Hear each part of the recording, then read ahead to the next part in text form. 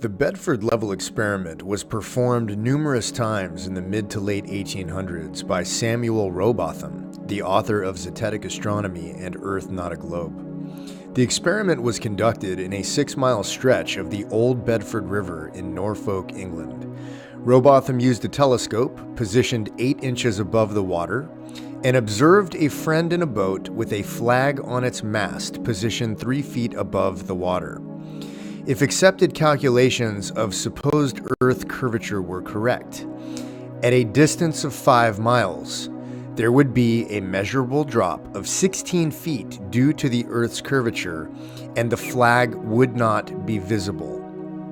Keep something in mind before we continue. A person is smart. People are dumb, panicky, dangerous animals, and you know it. 1,500 years ago, everybody knew the Earth was the center of the universe. 500 years ago, everybody knew the Earth was flat. And 15 minutes ago, you knew that people were alone on this planet. Imagine what you know tomorrow. John Hampden, a friend and supporter of Rowbotham, offered a sum of 500 pounds sterling to anyone who could prove curvature and disprove the Bedford level experiment. A close colleague of Charles Darwin accepted the bet. His name was Sir Alfred Russel Wallace. Wikipedia and many other modern scientific references claim that Wallace easily debunked Rowbotham by factoring in atmospheric refraction and supposedly proving curvature of water in a 6-mile stretch of the Bedford River.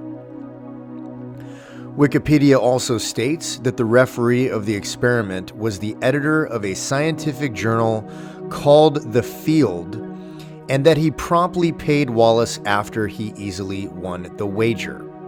Here's what Wikipedia and other science books fail to explain. The referee in question was John Henry Walsh, editor of The Field.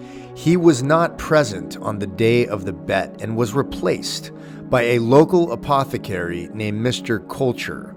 An apothecary, by the way, is similar to a pharmacist and was responsible for making all known medications of that era, including very potent opiate painkillers.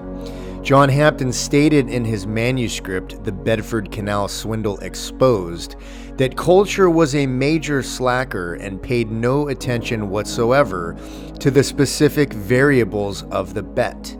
Alfred Wallace had complete control of all factors and measurements necessary to manipulate the experiment to demonstrate imaginary curvature of water. Concerning Wikipedia's explanation of atmospheric refraction, it is interesting to note that to this day, there is no concrete way to calculate refraction because the supposed variables, which are constantly changing, including air temperature, atmospheric pressure, and relative humidity, are nearly impossible to gauge and create a general accepted standard. This seems like another case of special relativity, which was created by Einstein to debunk the Michelson-Morley experiment. If you're not familiar with Michelson-Morley, check it out, watch some videos, very interesting stuff. You will be shocked at what you discover. Wallace was also close friends with Charles Darwin and instrumental in Darwin's theory of natural selection. Both were members of the Royal Geographical and Geological Societies of London, and both had ties to Freemasonry and British royalty. The Bedford level experiment had to be debunked at any cost because it challenged the Newtonian paradigm, which still governs scientific theory today.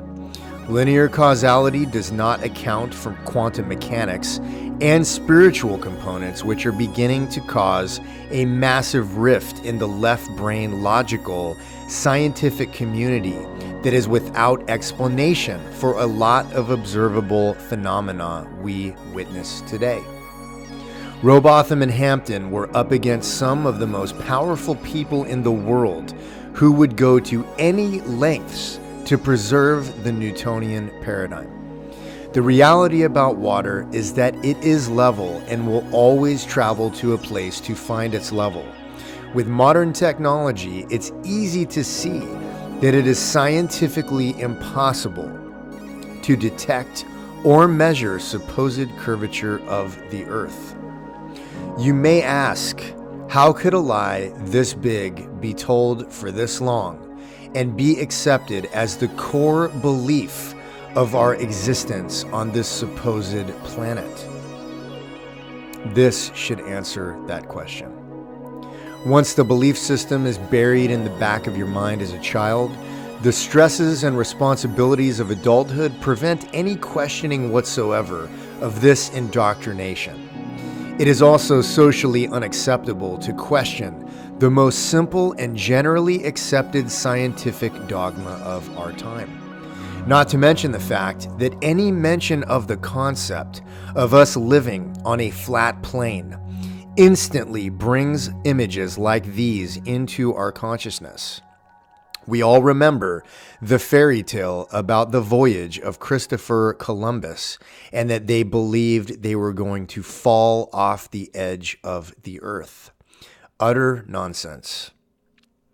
Imagine what would happen if humanity realized that they were at the center of the universe, which was created by intelligent design, protected by a firmament, and we were not hurtling through space on an imaginary spinning ball. By the way, NASA still can't provide us with a high-definition, unphotoshopped picture of the Earth, despite an annual budget that ranges between $12 and $18 billion. If astronauts were really up there, you think someone could at least snap a picture on an iPhone. If you don't think you are being lied to, programmed, and controlled on multiple levels, check this out.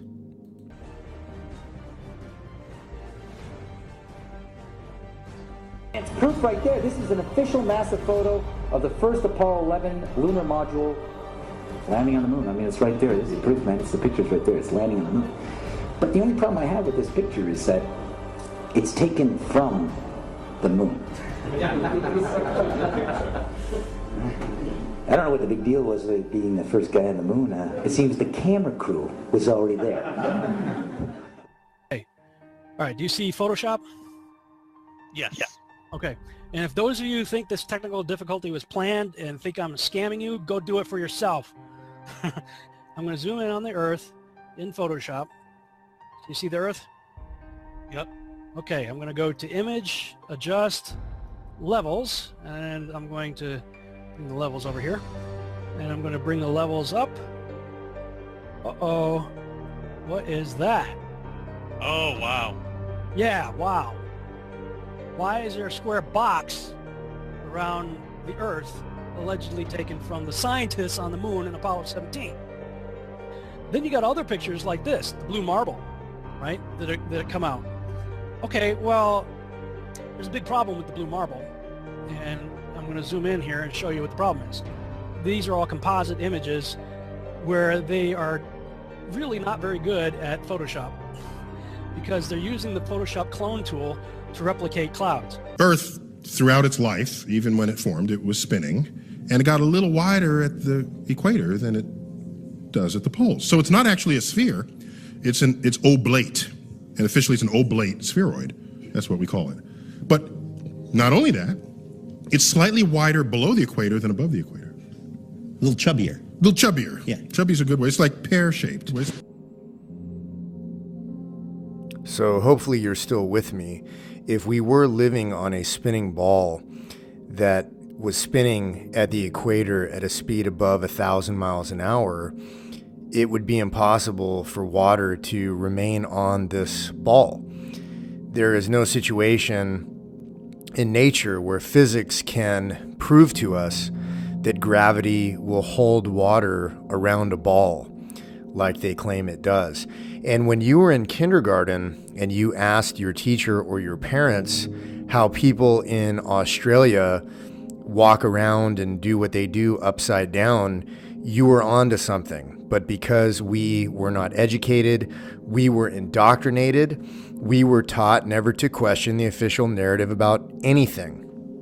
So that's where this is going. And when you sit back and look at the magnitude of the deception, it's really unbelievable how this has gone on for this long.